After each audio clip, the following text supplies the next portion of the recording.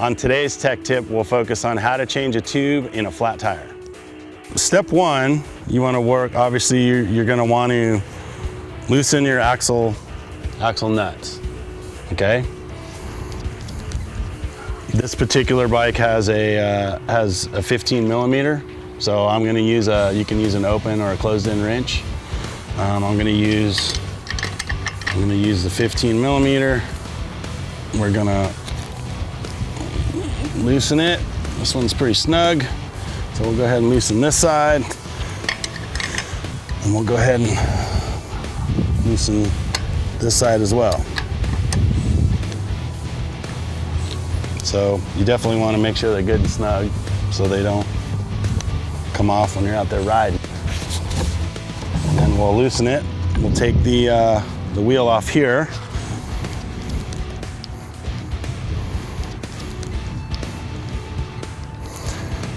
You want to make sure your tire always has, this one's slightly flat, so I'm going to let the remainder out, the remainder of the air out. You can do that just with your finger, or you could use a tool. Finger's probably the best thing to use for this.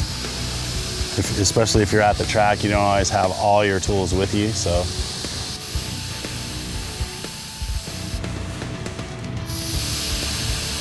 Now, you want to usually just go around.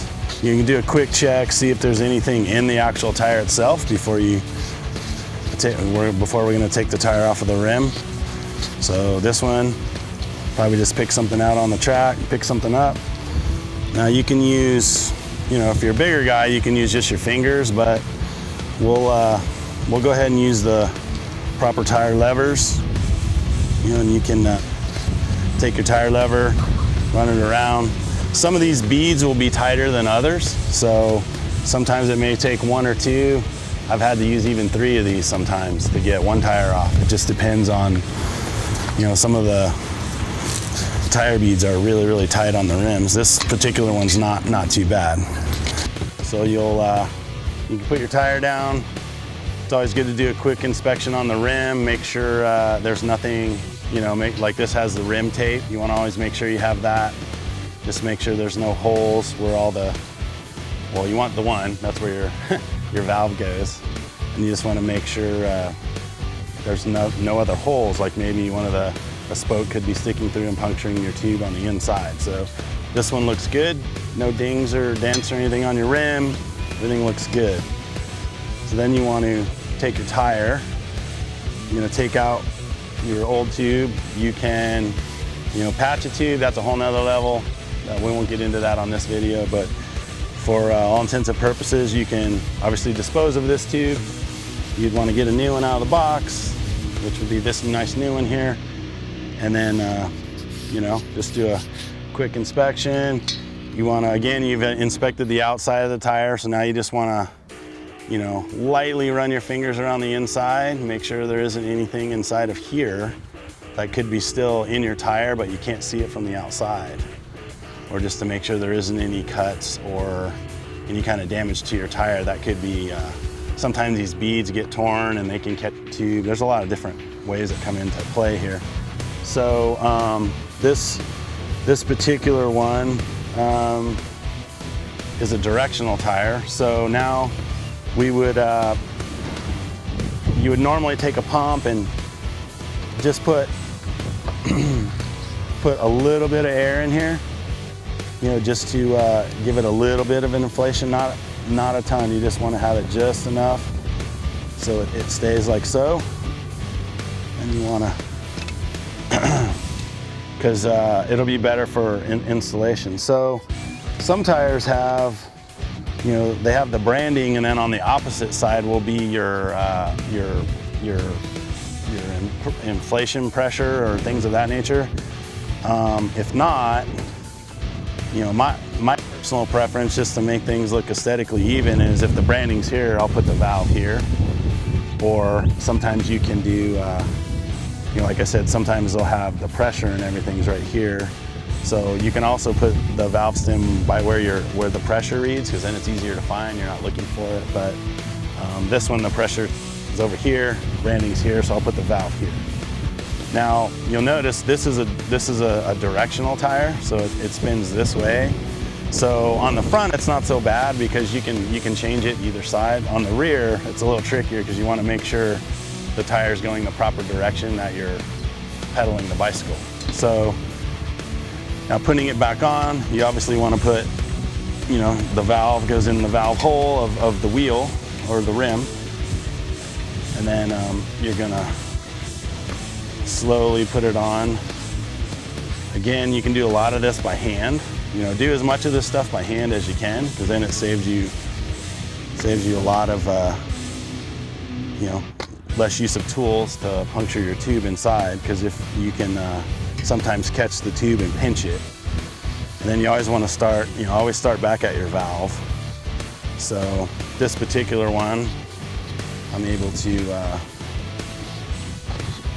again put it all on by hand. But I will use a tool just for all intents and purposes here to show you guys. You want to make sure your tube's clear on the inside so you don't catch it, and then you would just, you know, pop this back up on there, like so. Now you have no more use for the tire levers. So now I would recommend, before you put it on the bicycle, that you would basically air it up. So this particular one is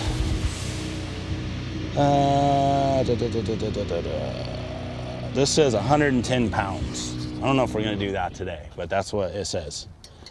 So we'll put that on there.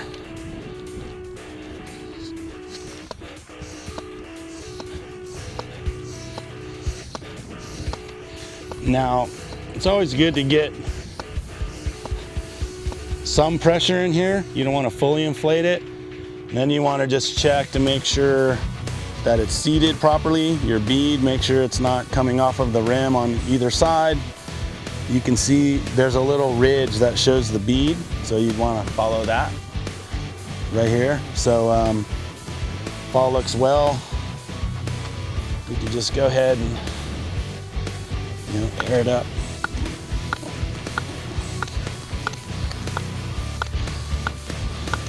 Some people may have a compressor at home and you can set the pressure to what you want it to air up at. But we're gonna go old school with a hand pump on this one. All right, so now we're at about the proper pressure. Take the pump off. Let's kind of do another inspection on the wheel, make sure it's all seated right. Maybe take your valve cap. An old mechanic once told me that the tire change isn't done until the valve cap's put on. I know a lot of people like to run it without them for lightness, but look, it looks more complete and finished. So now you do a quick spin, make sure everything's seated good, looks nice and straight, good pressure. Now we'll take it back, and again, remember I mentioned in the beginning that this is a directional tire, so a lot of times there's an arrow on the tire that tells you which way it rotates, so just follow that. If not, a lot of times you can look at a tire and tell which way it needs to go. So we'll take it, you're gonna need a wrench again. Take it like this, tire's rotating the correct way. I'm gonna take it back, put it in the stand. Just kind of hand tighten everything right now to make sure everything's